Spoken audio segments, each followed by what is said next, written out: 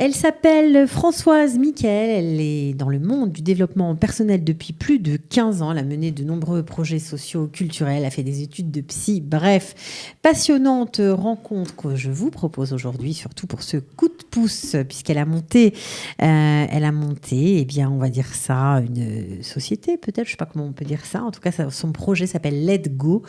Et eh bien, c'est le moment de vous la présenter. Salut Françoise. Bonjour Cathy. Comment ça va ? Super.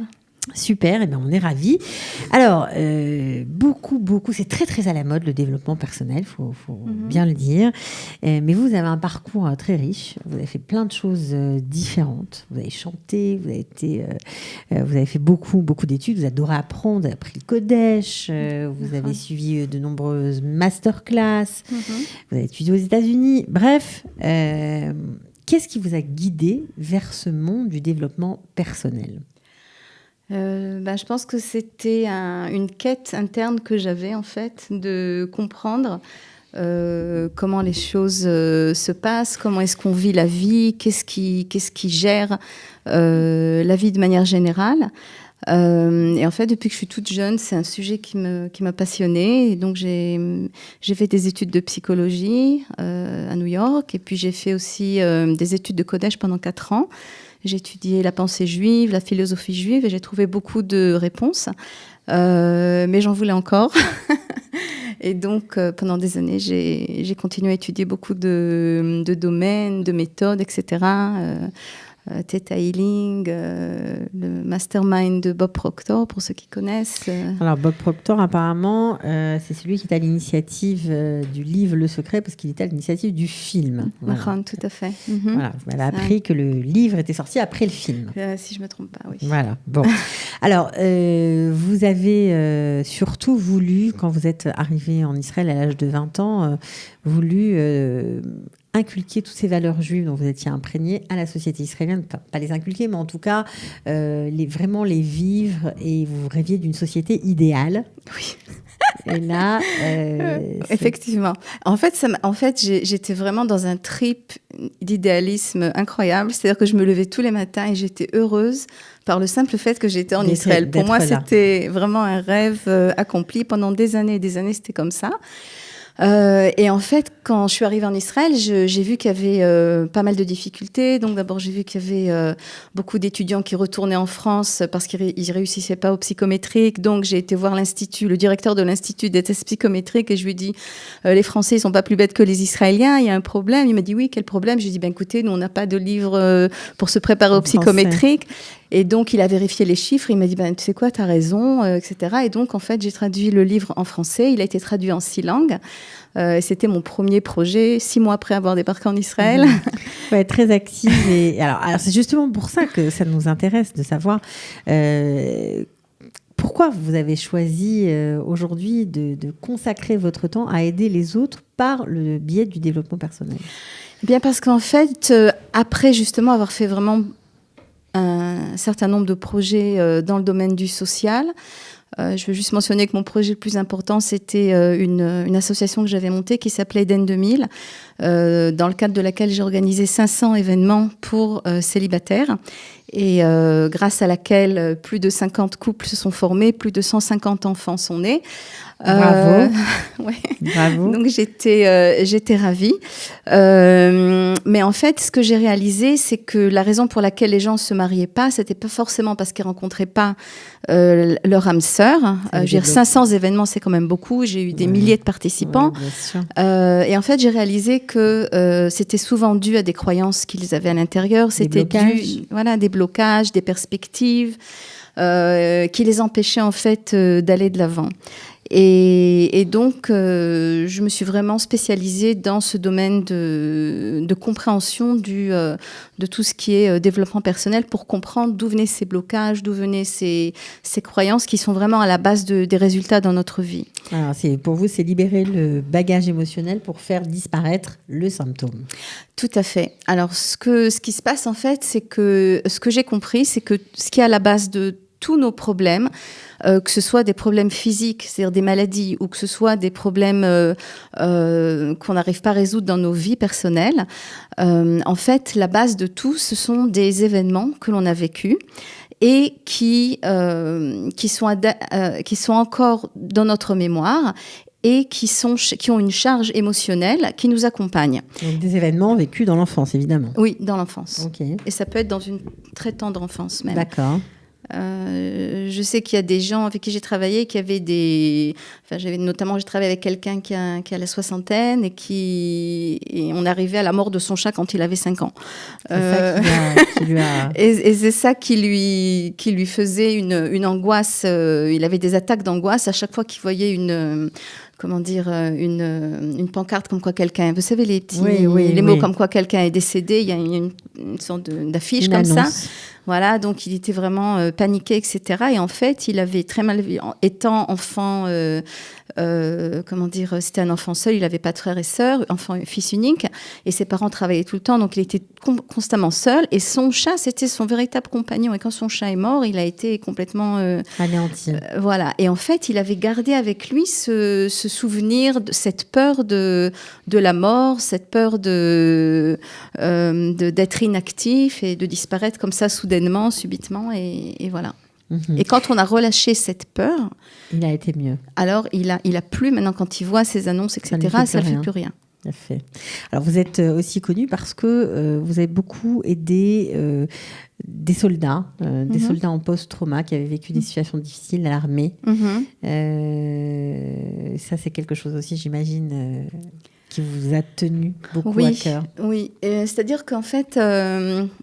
étant très sioniste, j'avais beaucoup de mal en pensant que les soldats israéliens qui sont prêts à donner leur vie pour nous vont au front, et quand ils reviennent avec un problème, avec un post-traumatisme, ils sont en fait un peu coincés avec ça Parce que personne ne s'occupe vraiment d'eux.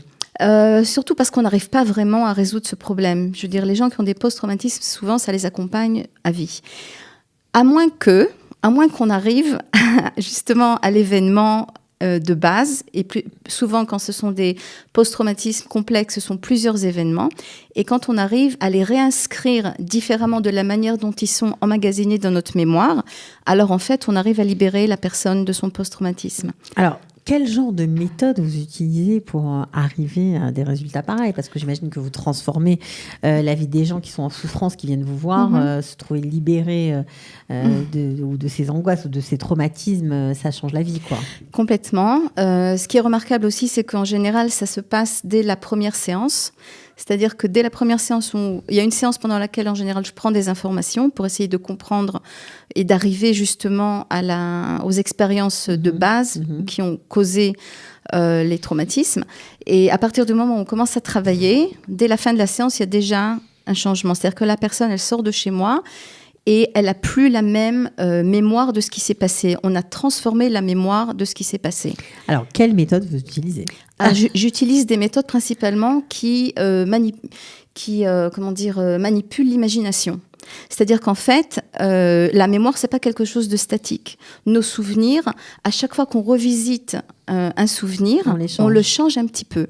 Et donc, par des méthodes qui utilisent l'imagination, entre autres, on arrive à changer la manière dont on imprime nos souvenirs. Comme on peut embellir son passé, c'est exactement le même système. Tout à fait. D'accord. Donc, vous utilisez aussi beaucoup la voix, je crois ? J'utilise aussi la voix. Enfin, je suis chanteuse, donc j'ai appris aussi plusieurs méthodes thérapie par la voix. De thérapie. Et donc, la voix aide, puisque la voix, le son arrive là où même la lumière n'arrive pas. Et en fait, comme tout est vibration dans le monde, tout est énergie, donc tout vibre. La voix fait aussi des changements exceptionnels. J'utilise aussi la méditation. Des fois la méditation dynamique d'Osho. C'est une méditation qui permet de réactiver en fait l'énergie vitale qu'on a tous en nous. Parce qu'il faut bien savoir qu'on a tous une énergie vitale constamment avec nous, et que si on manque d'énergie ou si on est triste, c'est simplement parce qu'on a des choses qui couvrent cette énergie et cette gaieté naturelle qu'il y a en nous. Et donc le travail que je fais, c'est en fait d'enlever les couches qui recouvre ce bonheur de vivre naturel qui est en chacun de nous. Il y a fait. Bon, en tout cas, on comprend que vous travaillez avec plusieurs méthodes, des méthodes assez efficaces, a priori, puisque vous arrivez aussi à aider ces soldats. Donc, j'imagine qu'ils arrivent vraiment chez vous après, parfois même des tentatives de suicide, Tout à fait. des moments de grande solitude. Donc, d'arriver déjà à les aider, c'est quelque chose d'assez exceptionnel. Je veux juste mentionner que, en général, les soldats qui ont des traumatismes à l'armée, le traumatisme, enfin l'événement traumatique qui s'est passé à l'armée est un événement qui en fait déclenche des traumatismes antécédents qu'ils avaient. Donc, ce que je fais, c'est que moi, je vais au traumatisme. Vous laissez tomber le traumatisme. Voilà, je vais à la base à l'armée et ça change automatiquement leur perception de l'événement qui s'est passé à l'armée. Qu'est-ce que vous préférez faire ? Qu'est-ce que vous préférez faire ? Avec quel type de patient vous préférez travailler avec les enfants, avec les adultes ? Disons qu'avec les enfants, c'est beaucoup plus rapide parce qu'en fait, les enfants, ils n'ont pas beaucoup de résistance. Ils sont très, très ouverts à tout ce qui est imagination, etc. Et donc, c'est un plaisir de travailler avec eux puisqu'on a des résultats. Pardon ? Oui, il y a des résultats rapides. C'est ça, il y a des résultats rapides et ça peut vraiment changer la vie d'un enfant, quoi. Bon, alors Let Go, c'est votre méthode, c'est ce que vous proposez pour aider ceux qui ont besoin de se libérer, et de se dire que non, les schémas ne sont pas là pour se reproduire. On peut casser la spirale infernale, on va dire. Tout à fait. Et ce que je veux rajouter aussi, c'est que je travaille non seulement à Tel Aviv, mais aussi par Skype. Ce que j'allais vous demander, comment on fait pour vous trouver, tout simplement. Voilà, avec l'étranger. Et pour me trouver, vous pouvez me trouver sur Facebook. J'ai ma page Françoise Michael. M-I-C-K-E-L. Non, pas C. M-I-K. Ah, pardon, si je vous donne un faux nom, non, mais ça ne va pas aller du tout. Donc, M-I-K-E-L, ok. K-A-E-L. K-A-E-L, mais je ne veux pas le dire. Bon, c'est pas grave, on l'écrira. Tu as bu, Cathy. Voilà. On l'écrira sous la vidéo, pas de problème. Et là-bas, on trouve Let Go sur Facebook. Et vous pourrez aussi voir beaucoup de témoignages de mes clients avant et après les sessions pour voir leur progression. Ça, c'est très intéressant. Ouais. Notamment, il y a le témoignage de Jeffrey Ishai, qui est le mari de Michal Amdorski, qui avait essayé de sauver Amir Faye Gutman. Pour ceux qui sont au courant, c'était un acteur qui s'est noyé il y a un peu plus d'1 an. Et donc, il était lui-même, Jeffrey a failli se noyer. Il n'a pas réussi à sauver son copain. Et donc, il était en traumatisme total. Et quand il est venu me voir, il ne pouvait pas travailler, il ne pouvait pas dormir, il avait des attaques de panique, etc. Et en 2 sessions, ça s'est arrêté. Ça s'est passé. Et 1 an après, quand je l'ai interviewé, il m'a dit, il n'y a rien, je veux dire, c'est permanent, il n'y a aucune récidive. J'étais en vacances avec ma femme, on était dans l'eau, j'ai fait du surf, tout va bien. Ok. Voilà. Alors, Let Go, Françoise Michael, on peut la trouver. Elle consulte à Tel Aviv et par Skype. Donc, même si vous êtes à l'étranger, ça peut marcher aussi. On voulait lui faire un petit coup de pouce, tout simplement. Merci beaucoup. Merci à toi. Et à très bientôt. Merci. Ciao. Coup de pouce, découvrez le savoir-faire et les idées des entrepreneurs au LIM.